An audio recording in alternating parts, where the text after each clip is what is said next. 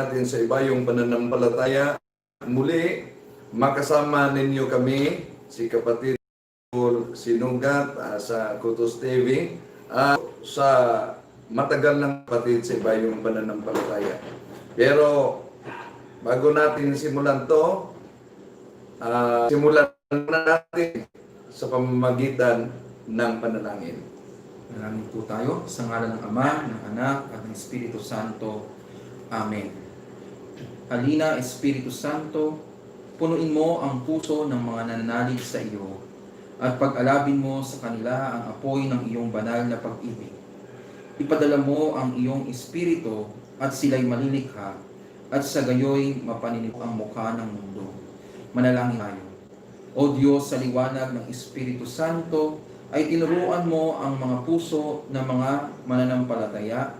Ipagkaloob mo na sa pamamagitan din ng Espiritu Santo ay ibigin namin kung ano ang wasto magala sa kanyang pagkilos na nakapagdudulot ng ginhawa sa aming loob. Muli, maraming salamat sa pagsubaybay sa ating mga kapatid, lalo na sa mga kapatid nating OFW sa iba't ibang bahagi ng ating bansa.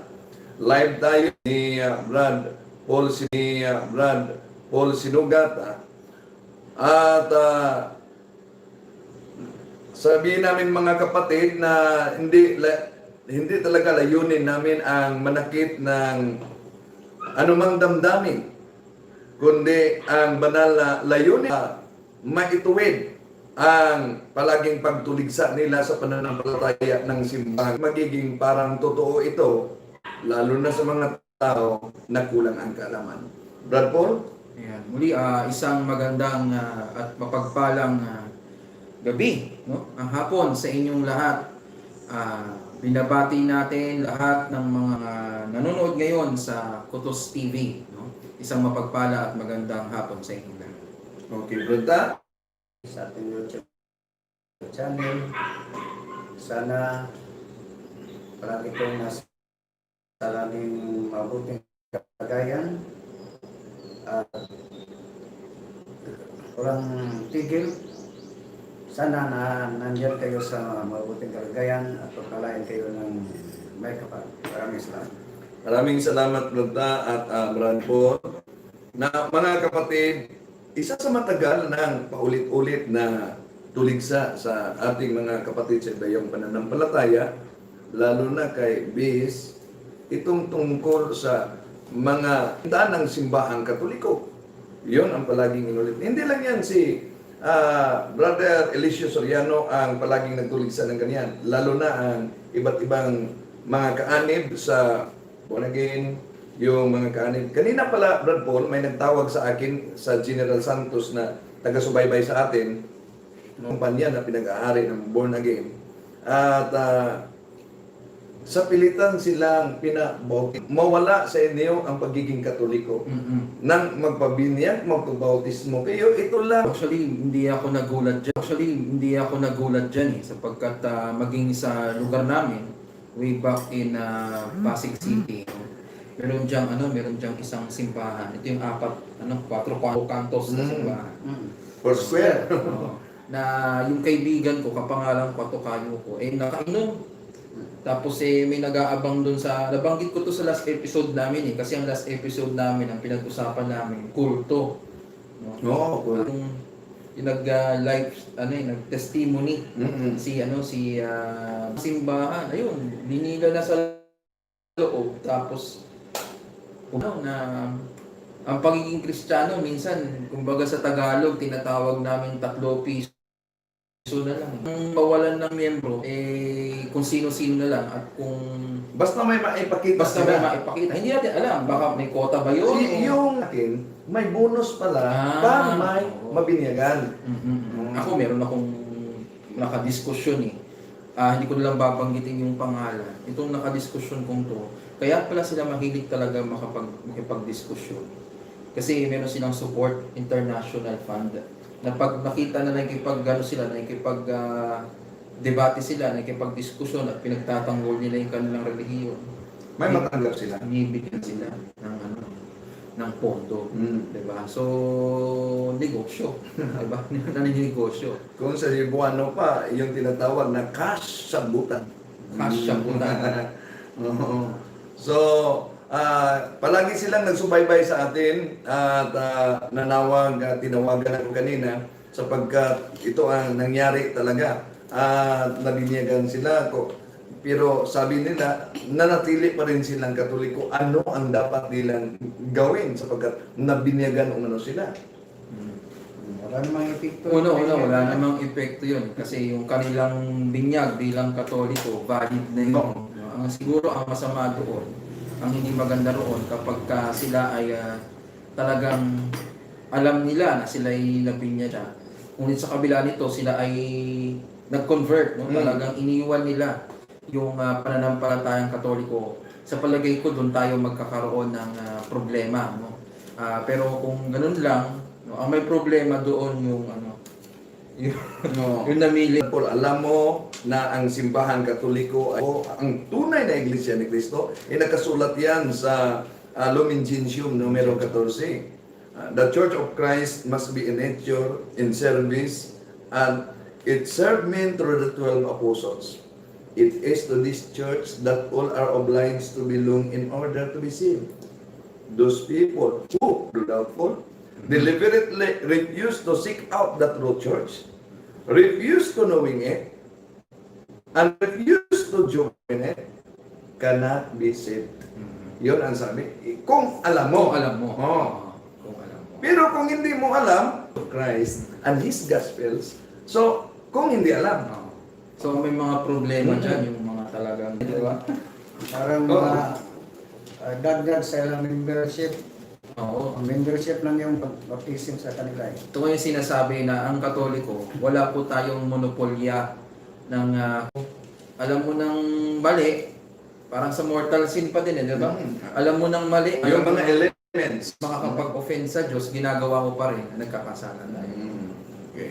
Now, ngayon sasagutin po natin mga kapatid itong paulit-ulit na tuligsa ng ating kapatid na si Elicio Soriano na ang mga sakramento umano'y binibinta ng simbahan Katoliko.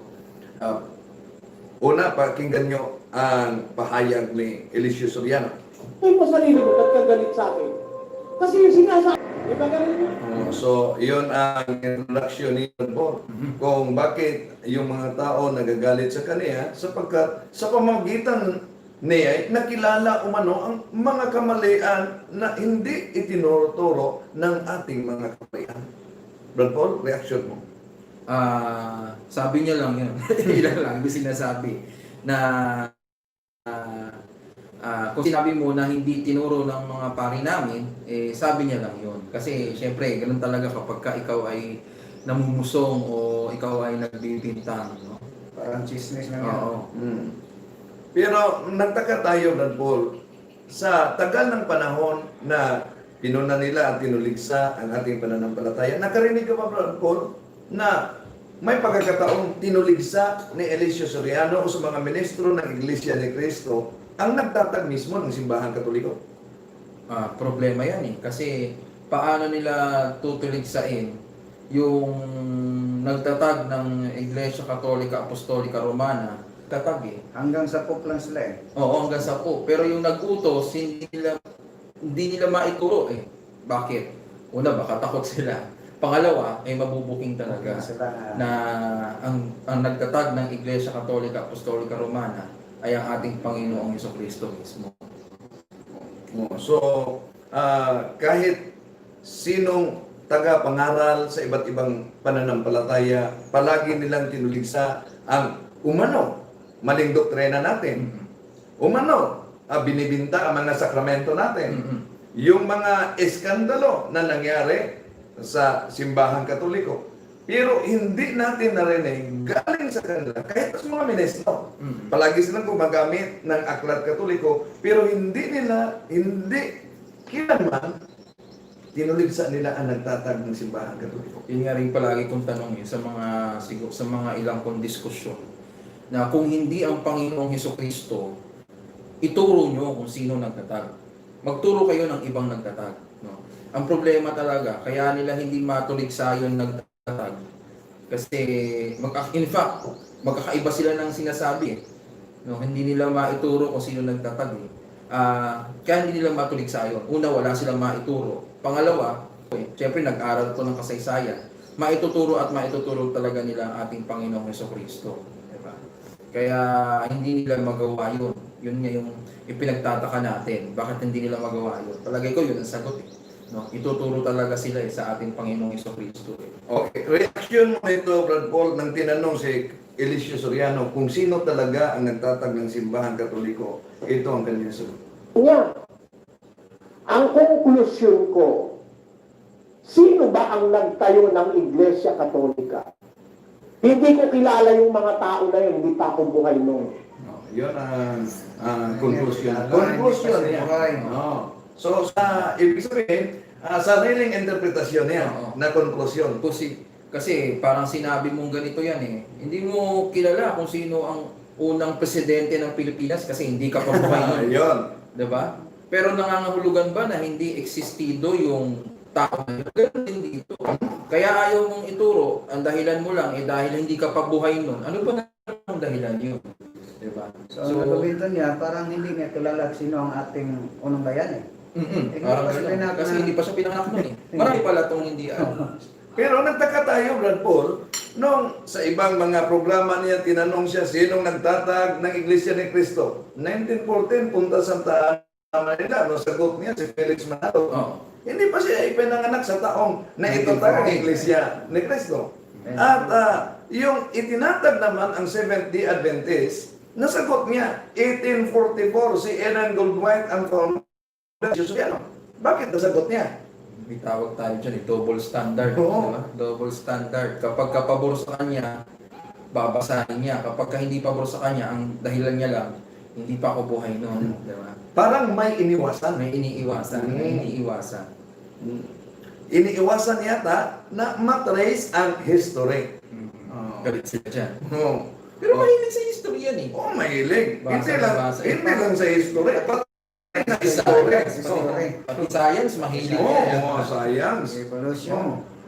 Grabing ang distance nga, sobrang-sobra sa araw at mundo. Oo, Binanggit niya. Okay. Ano umano ang katunayan na ang simbahang Katoliko ay iglesia na hindi totoong iglesyang tatag ng ating Panginoong Hesus? Kapatid, nasa libro niyo. Ang ni Kristo, not for sale. Bawal ibenta. Tinanggap niyong walang bayad, ibigay niyong walang bayad. Ang inyong binyag may bayad. Ang kasal niyo may bayad. Ang kumpil niyo may bayad. Ang katunayan, may resibo nga ako eh.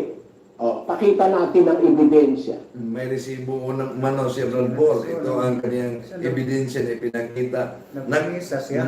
Nakatunayan na may bayad umano ang ating mga sakramento.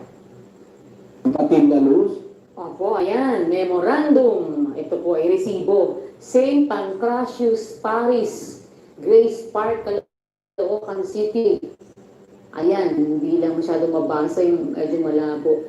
Pero, ayan po, on May 10, I solemnly baptized Mary Jane Balatbat.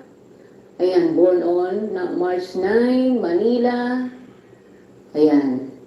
Ito yung detalye ng kanyang mga impormasyon. Ayan, may bayad, stole fee, 40 pesos. Yon, Brad Paul.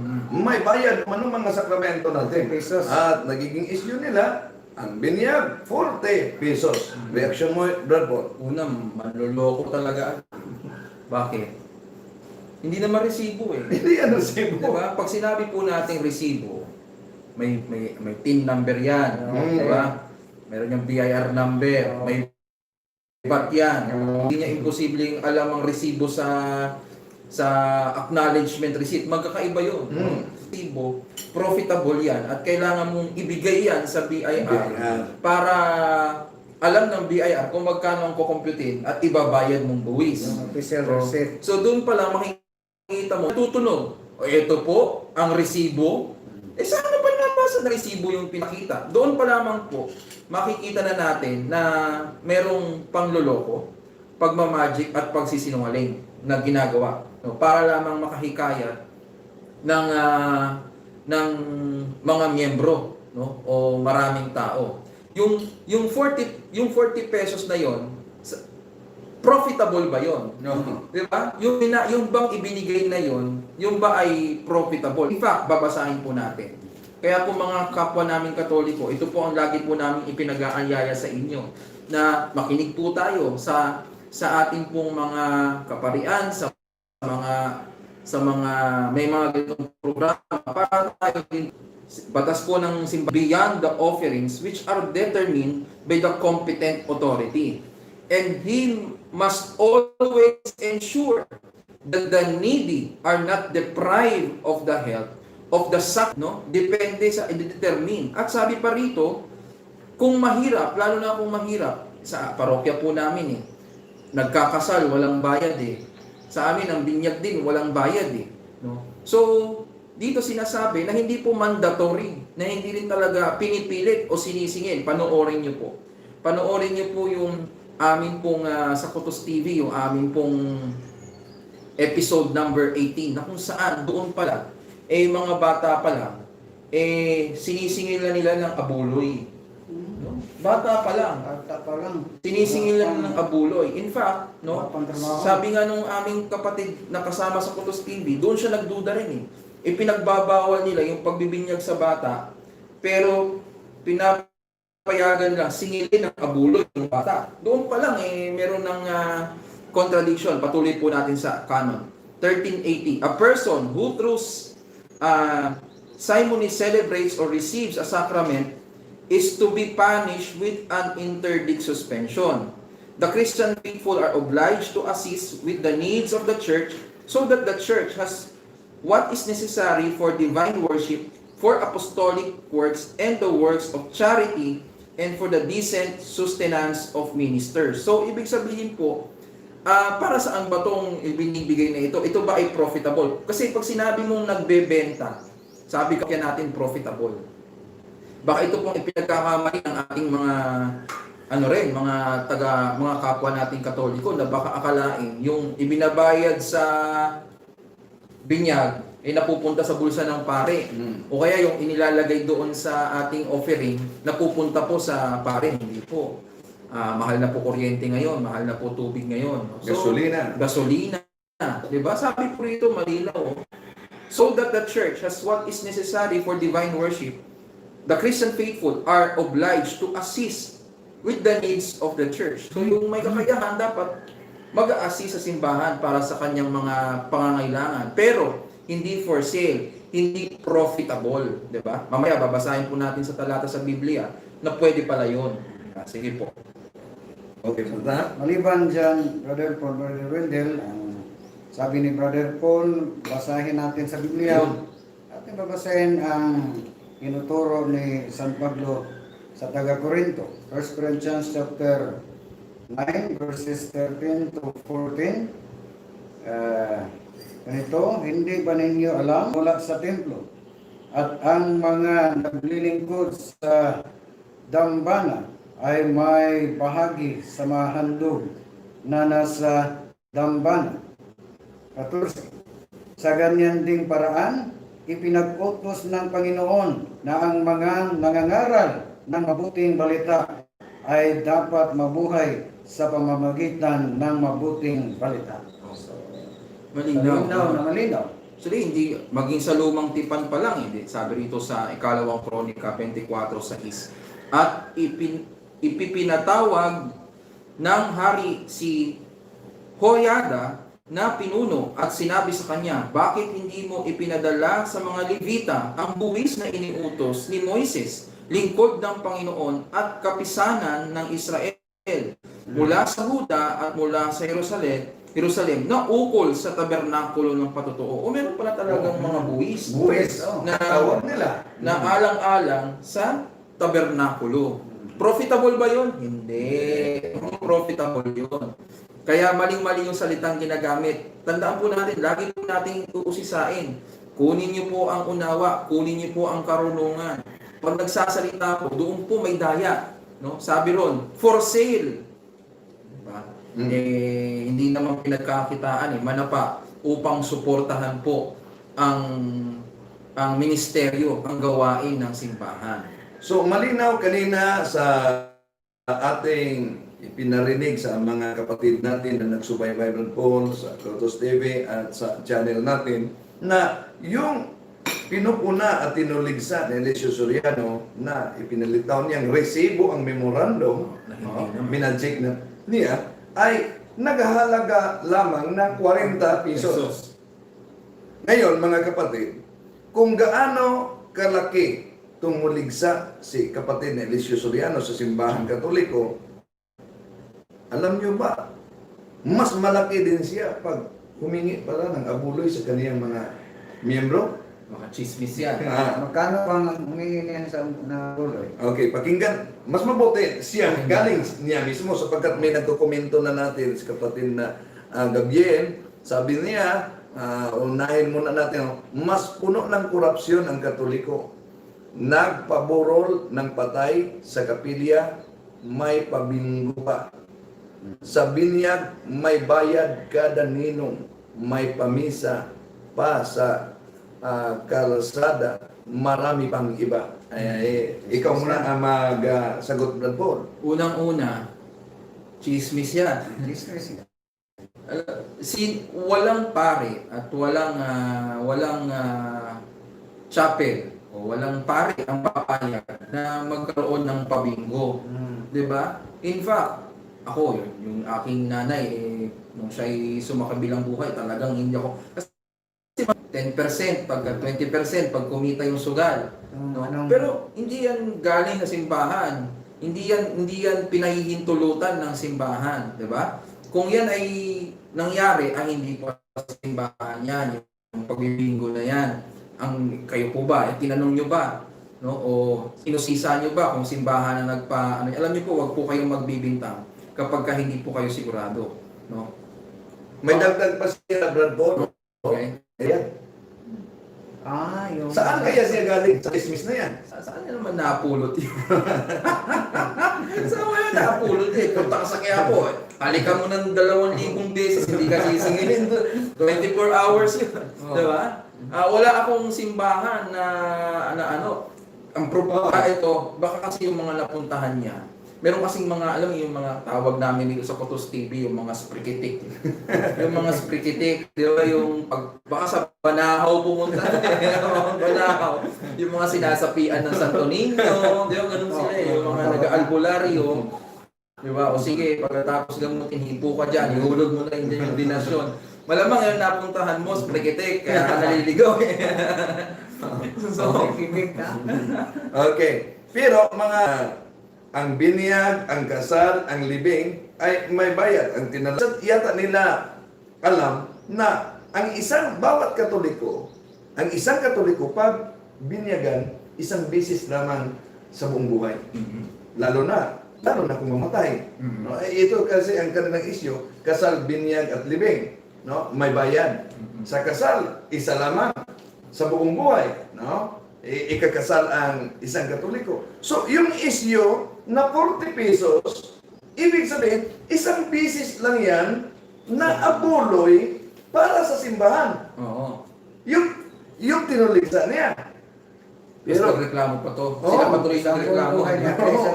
isa lang siya Sa buong bayad. buhay, yung ginawa niyang malaking isyo, isang bisis lang yun ibigay bilang abuloy sa simbahan. Pero pakinggan po natin si Eliseo Soriano. Ito hindi chismes sapagkat galing mismo sa kanyang bibig. Kung paano niya nilulumpa ni kapatid ni Eli ang kanyang mga miyembro. Ito, pakinggan niyo, mga kapatid. Pero humingi lang kong tulong. 20 milyon lang ang kailangan ko para maalisan ako ng isipin. Ewan ko kung 10,000 membro lang na tigi 1,000, may 20 milyon na mahigit naman tayo sa 20,000. Tigi 1,000 lang. Meron ng 20 milyon. Oo, ha? Yan ang problema. Oo. 2 milyon lang eh. 40 pesos versus 2 milyon. Galing yan, hindi yan chismis, ha? Oo. Galing mismo yan sa bibig ni kapatid na Eli Soriano. So, ang pinapakita po rin namin dito, mga tagapanood po namin, yung double standard, diba? Na kung ikaw ay magsasabi na kayong mga Katoliko, bayad sa inyo, tapos ang pinakitang resibo for 40 pesos, Oo. tapos siya pala, 2 milyon. Alam niyo, walang masamang, kasi ang problema dyan, nagmamalinis. Wala naman po kasi talagang masama. Diba? Pangangailangan ng ministeryo yan eh. Pangangailangan niya ng simbahan. At paano magkakailaw yung parokya, di magtutulungan yung mga parokyano. Walang masama. Ang problema, nagmamalinis. Sasabihin, ibinigay sa inyo ng walang bayad. Di ba? Oo. Kailangan ituro nyo ng walang bayad. Kaya yung mga Katoliko, nagbebenta kayo ng inyong mga sakramento. Tapos papakita 40 pesos. Tapos siya pala, ang kailangan magkano? Milyon-milyon. Milyon-milyon. Oo. At sinangkalan pa niya ang Diyos pag siya'y humingi ng abuloy. Pakinggan niyo. Nakikiusap po kasi So, nakikiusap po sa inyo. Ease me with my burden. una, 40 pesos ang ginawa niyang malaking issue, samantalang ang kanya, milyon-milyon. Brad Paul? Yun nga yung sabi natin, double standard talaga. 'Di ba? In fact, naka-register yan sa sa Securities and Exchange Commission eh. Sa SEC, yung mga incorporators, meron yung mga share of stocks, 'di ba? Pera yun. 'Di ba? Kung sinasabi mo pala talagang bawal pagkakitaan, bakit sa share of stocks kayo na mamahayag? Kung talagang pinaninindigan mo yan, dapat wala kang telebisyon kasi may mga sponsors yan, may mga patalastas yan na nagbabayad. So, double standard eh. Uulitin ko, alam niyo po, walang masama sa pag-amin. 'Di ba? Manapa, lalabas pa nga doon na baka lalabas doon, baka marahil na tapat ang iyong layunin. Pero kung dinodouble standard mo, medyo bumababa ang kredibilidad. At sa issue na 40 pesos, kahit kailan, walang pare na sumusumbat sa mga miyembro ng Katoliko, 40 pesos lang pesos. ang abuloy mo. Pero alam niyo ba, mga kapatid, na galing mismo sa bibig ni Eliseo Soriano, sinusumbat. Kay Kristo, sukuli. Bumili ng Pepsi, langko, lumpia. Lahat ng benta niya nabibili. Pag mag-aabulo yan na, ang abuloy, 5, 10, 20. Yung mga sukuli, yun ang abuloy. Sukli lang. Sukli lang. Yung 40, sukli rin yun. Automatic, yun nga yung problema doon. Kasi,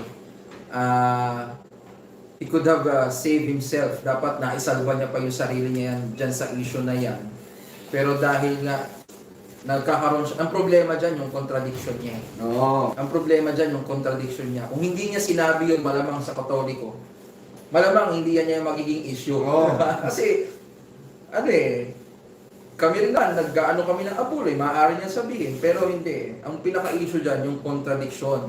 At yung contradiction pa niya, masyadong nagmamapuri sa kanyang sarili na para bagang alinis-linis. Nawala silang Ganon. Diba? hinihinging abuloy na milyon-milyon. Demanding pa. So at the end of the day, ang nais ko ding ibigyan ng diin dito, doon pa lang makikita na natin na sa aral magulo.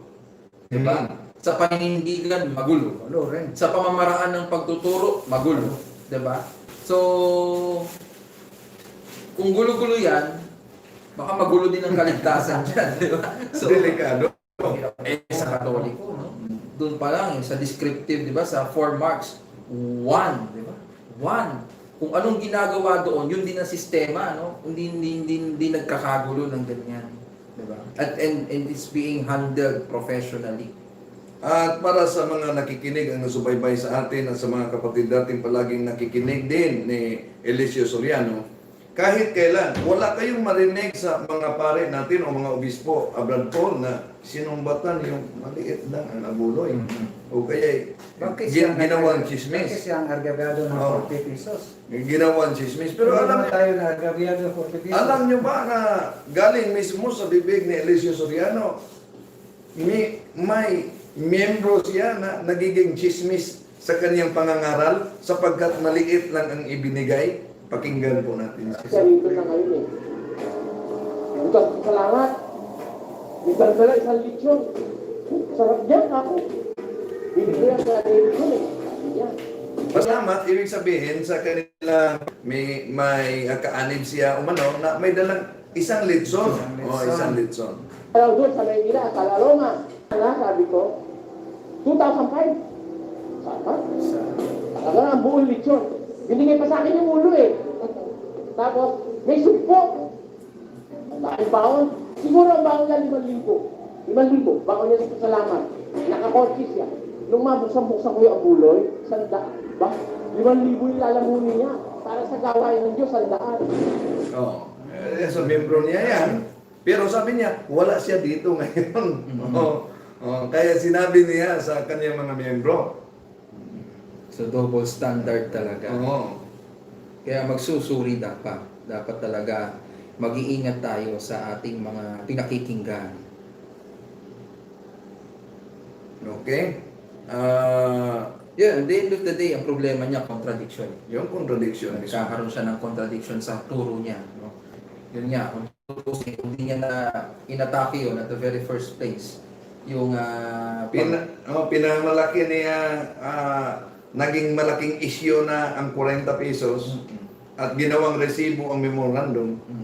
At iyon ang kanilang palaging sakramento na ay ibinibinta niyo. Ngunit kung siya ay humihingi pala, milyon-milyon. Pakinggan natin muna. Gusto niyo ko tulungan. 20 milyon. okay, no? Gusto niyo, lang tayo. magtututuro ako ng tigi-tigi 1,000,000, 20 tao. Meron eh. 1,000,000 kay kapatid na Sally. Oh. Amen. 1,000,000 kay kapatid na Dick. Amen. Oh, 2 na yun. Oh. 1,000,000 kay kapatid na Celso. Ilan na? Oh. 5,000,000 kay kapatid na Alfred. Ilan na yun? Ano na? Tama ka na. 1,000,000 kay kapatid na Loren. Oh. Ilan na? 9 na. 1,000,000 kay kapatid na Gloria. Ilan na? 10 na. Come on, dali. So, ang dali. Ang dali. Ngayon nang magkapira tayo, ngayon yan. 40 lang, ano? 40 Galit na galit na. No? No. Pero pag siya, 20 milyon pala. Problematic. Yung sinabi niya, ibigay niyong walang bayan, natanggap niyong walang bayan, ibigay niyong walang May singilan lang ng tigi 1,000,000. Oo. Mahirap siya. Makasisingil ka lang. hindi yan chismis, ha? Hindi yan tulad na hindi ka maaring makahalik sa larawan o madaling maliban sa issue tungkol sa abuluyan, nagkakontrahan na. Contradiction. Yung mga aral na kinopya niya, mag-expire pa tayo. May prescription na. May experience na. Sapagkat katuparan umano sa Pahayag Kapitulo 13:18 ay ang Papa ng Simbahang Katoliko. Yung saysay-says. Sila sa dragon, dalawa tinutukoy, dragon at saka hayop. Yung dragon, ibinigay niya yung kanyang kapangyarihan dun sa hayop. Sino ba yung hayop? Sino ba naman yung dragon? Sino ba yung hayop? Sino ba yung dragon? Okay. Ginamit pa niya dito ang various titulo umano na ng Papa. Hindi yung titulo ng Papa Bro. Walang titulo na ang Papa ng Vicarious Vicarious Filii. Vicarious Christi. Vicar of Christ. Okay, pakinggan natin siya. Hindi, Diyos. So, kahaliligaw siya ng anak ng Diyos. Pag pinilang mo yan, Sa Roman numeral, ang suma niya 666. Ang naghahari sa Jerusalem, ang Imperyo Romano. So, ang ginagamit nila ng numeral ay yung Roman numeral. O dapat Roman numeral sapagkat naghahari umano noon ang Imperyo Romano. Kaya Roman numerals. Baka nakalimutan niya na the Bible, the New Testament was written in Greek. Greek, Greek. Hindi sa Roman. So, pakinggan natin siya. At sa Roman numeral, kung pabalik ay hindi Arabic. Ang suma ng pangalan ng So, ang Papa sa Roma, Umano Ron Paul, ang katuparan na 666 ayon sa kanya. Pero, lumipas lang ang 10 taon. Pagdating sa taong 2018, Iba na. iba na, nagbago. Biglang nagbago ang kanyang aral. Pakinggan po natin. Alam pa yung aral, hindi ko naman masasabi kapatid na Antikristo ka. Masama naman yung paratang na yun. Meron iba kasi nagsasabi, hatol agad ng hatol. Gaya nung 666. Sabi lang, yun daw yung Santo Papa. Ang may paliwanag na umpisa niyan, si Ellen G. White. Sabadista, bago niya itinatag ang Iglesia ni Cristo ni Manalo. Ang paliwanag ni Ellen G. White, naging membro ng Sabadista bago niya itinatag ang Iglesia ni Cristo ni Manalo. Ang paliwanag ni Ellen G. White, yung Papa sa Roma, ang 666. Namaanan ni Manalo yun. No? Yung ngayon ang itinuro ni Manalo sa Iglesia ni Manalo. Kaya 666 lumagana. Hanggang sa panahon ni kapatid na Perez, yun din ang paniniwala namin. Na yun ay 666, yun yung Papa sa Roma. Pero alam mo kapatid, yung 666 sa media, hindi yun ang Papa sa Roma. Yung 666 ang tawag ng ayok. Ayok. Pala. Hindi ang Papa. Malinaw na yun, ha? Malinaw na. May expiration pala. Nagbabago. Kaya Doon pa lang makikita na natin. Di, tsaka yun ang resulta kapag ka ang turo galing lang talaga sa isang tao. Turo na Turo ng tao, di ba? Hindi galing sa, hindi yan apostolic tradition and teachings, di ba? Hindi nagmula doon eh. Kaya siya mismo, nag-iiba-iba yung turo, di ba? Hindi niya na-check yung... ang problema, hindi doon ipinangako ang Espiritu Santo eh. Ang Espiritu Santo ipinangako saan? Sa Santa Iglesia, di ba? Kaya mamamali talaga, di ba? Mamamali. Okay. Pumasok na si kapatid na John Mark Jan, sabi niya, Bro Windel, bakit ang simbahan nagbibinta ng indulhensya? Cash, kapalit ng kapatawaran at ng kasalanan. Brad Paul? Yung panahon na yan, no? Kung babalikan natin yung ating kasaysayan, merong mga nagsasabi na yung indulgence binibenta. No? Pero yan muli ay yan ay uri lamang ng isa sa mga atake noong Reformation ng panahon nila Martin Luther. Pero yung pagbibigay ng indulgence, hindi yan opisyal na itinuturo ng simbahan, no? Hindi yan opisyal o hindi yan talaga katuruan ng simbahan. Kaya yung indulhensya na sinasabing ibinibenta, kung talagang yan ay pinapahintulot, sana hanggang ngayon nagbebenta ng indulgence, diba? At hindi yata nila alam kung ano ang ibig sabihin ng indulgence. Diba? Because indulgence derived from the English, from the Latin language, endulgare. Endulgare meaning to do kind. So, pag gumawa ka ng kabutihan, may epekto yan sa iyong sarili mismo. May epekto yan sa iyong sarili at hindi lang sa iyong sarili, pati na sa kaluluwa ng mga kapatid natin nasa purgatorio. Nehemias Kapitulo 1, versikulo 9, mga kapatid. So, tatalakayin natin yan sa susunod yung issue tungkol sa indulhensya. Pero ito rin ang sinasabi, muli niyang sinabi ni kapatid na Mark Jan, na ang mga heretics umano'y pinatay sa pamamagitan ng Inquisition. Yung Inquisition, alam mo, kailangan balikan natin yung kasaysayan eh. Ano ba ibig sabihin ng Inquisition? Pag sinabi natin Inquisition, ibig sabihin to inquire, To investigate. to investigate, para magtanong. No?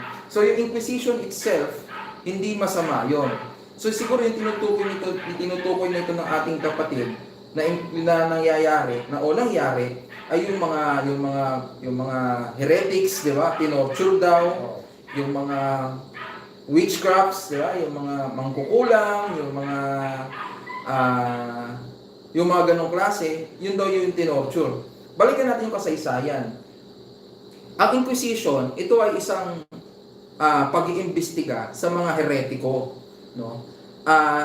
Para desisyonan kung sila ba ay excommunicate or hindi. Ang naging problema dito, yung Inquisition ay nahaluan ng sekular, no? Ito ay naging gawain na rin ng Estado nung ang Katolisismo o ang Kristyanismo ay maging isang opisyal na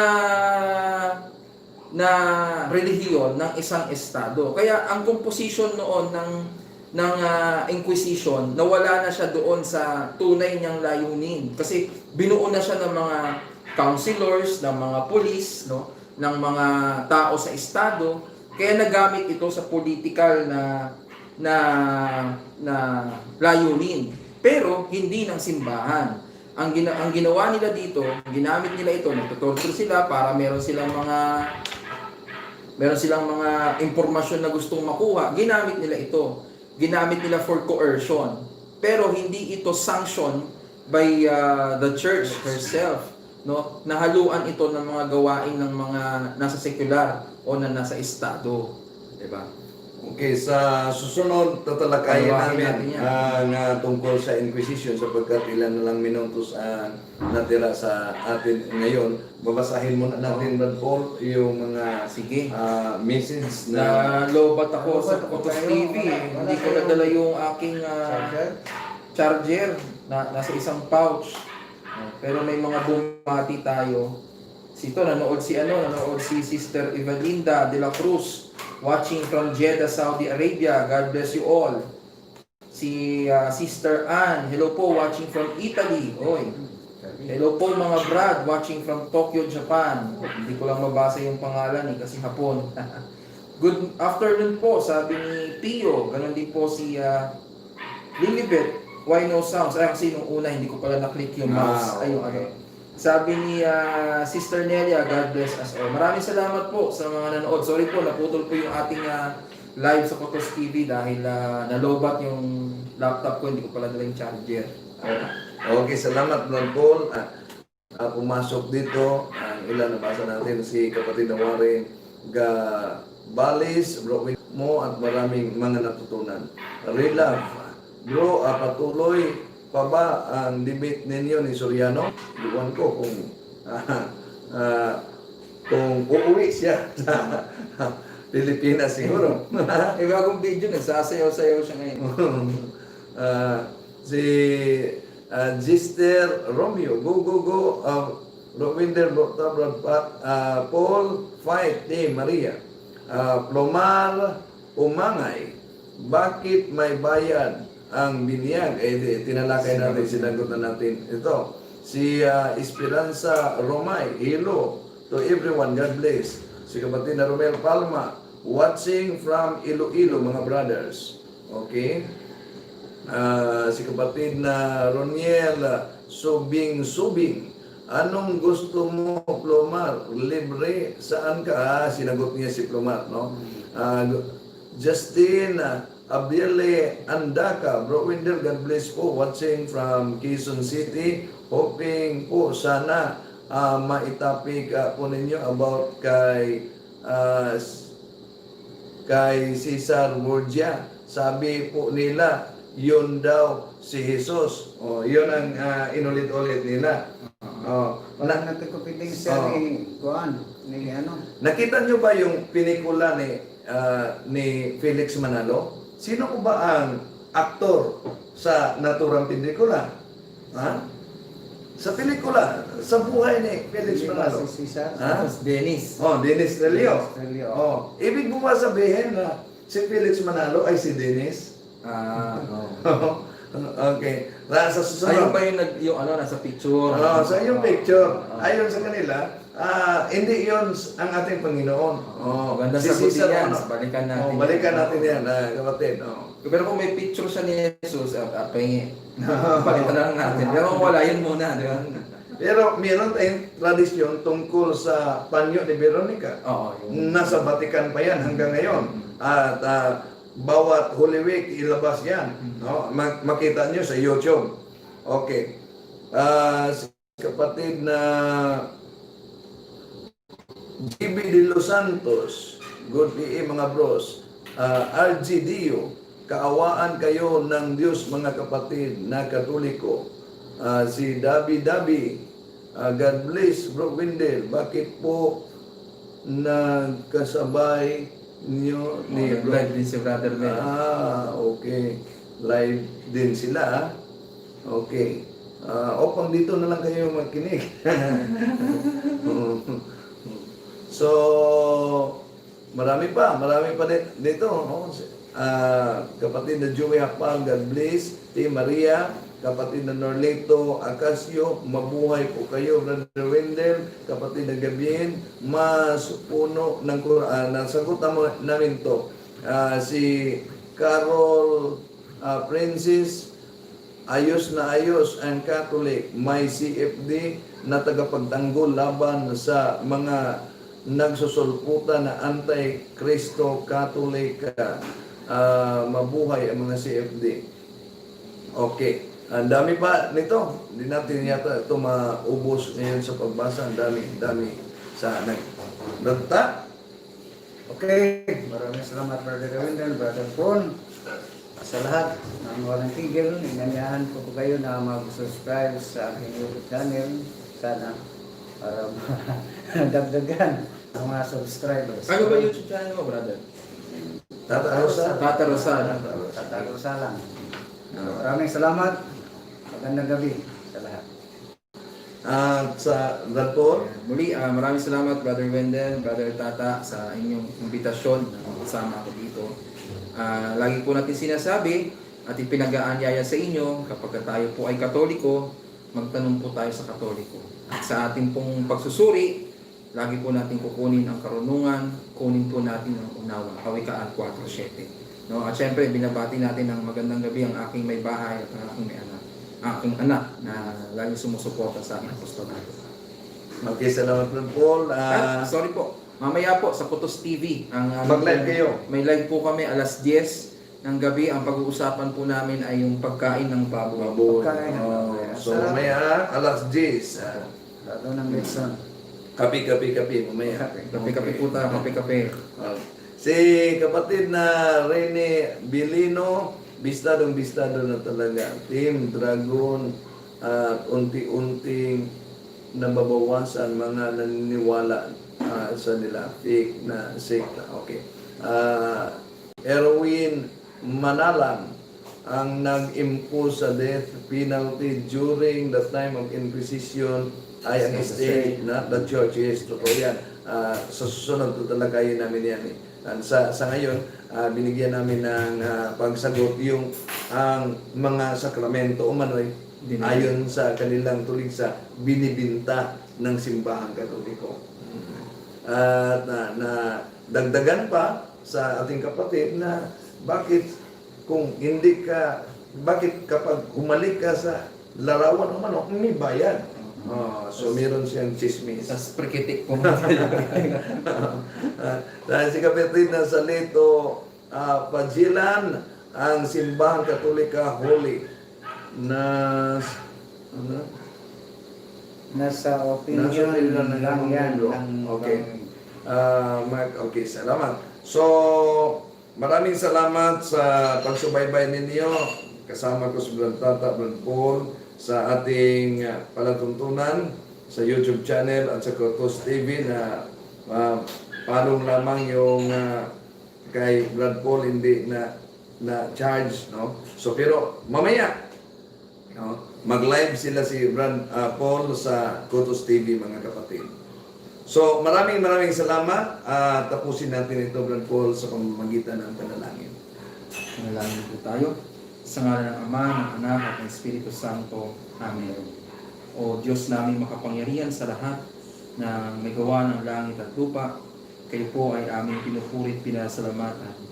Maraming salamat, O Diyos, sa pagkakataon na inyo pong ibinigay sa amin upang minsan pa kami po ay makapagtipon-tipon at makapagpahayag ng mabuting balita at ng mga aral, dalisay na turo na nagmula po sa inyong anak na aming Panginoon Jesucristo. Nawa, Panginoon, ay makapagbukas po kami ng puso't isipan ng mga nanonood sa amin, lalong-lalo na po ang mga kaibayo namin sa pananampalataya.